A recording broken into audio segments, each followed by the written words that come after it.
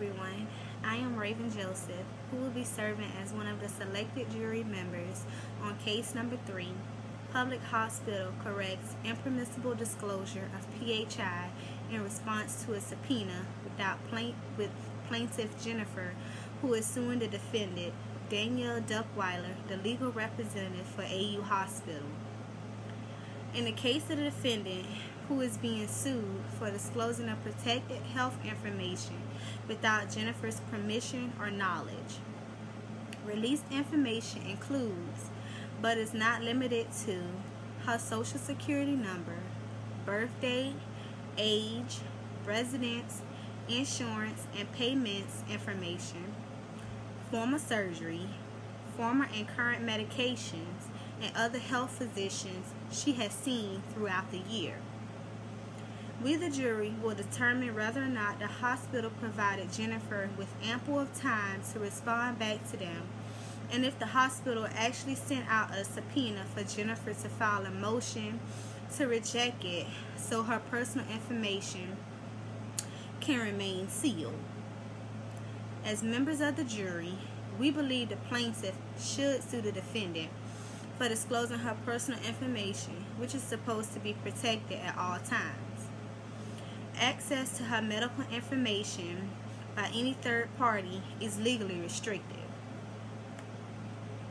After reviewing the hospital's case, we didn't see any notice from the plaintiff where they are given a permission to disclose her personal information. The defendant stated that they tried to get in contact with the plaintiff by calling her, mailing a letter to her address, and through email. What the defendant failed to mention is how many times they tried to get in contact with Jennifer via email, through certified letters, and if they even tried leaving a message to see if she'll return their call so they can document this for their records. If they did try to send a certified letter to her house, it would have required someone to sign for it. If the letter was noted as being received, this could have been legal proof that the plaintiff did in fact receive the written subpoena for her medical and personal information to be released. In 1996, the Congress passed the HIPAA privacy rule, which establishes national standards to protect individuals' medical records and other personal health information. The rule requires appropriate safeguards to protect the privacy of personal health information and sets limits and conditions on the uses and disclosure that may be made of such information without patient authorization. The rule also gives patients rights over their health information, including rights to examine and obtain a copy of their health records and to request corrections. In this case, the AU Hospital is well aware of the privacy rule and its specific guidelines. The HIPAA guidelines states that patients do in fact have the right to ask that their information be withheld. As long as the patient has not made this request, hospitals can release the following information without obtaining prior patient authorization: the name of the patient, their current condition, location within a hospital, and their religion.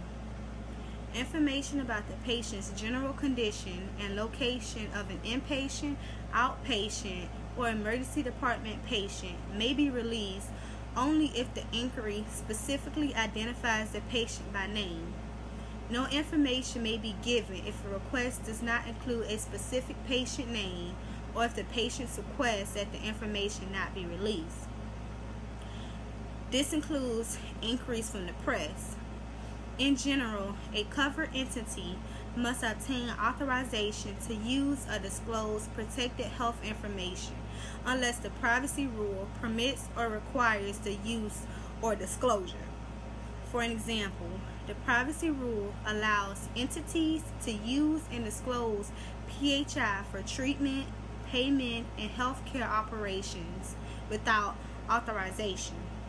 In this case, we don't see any documentation from the defendant stating which personal information was released.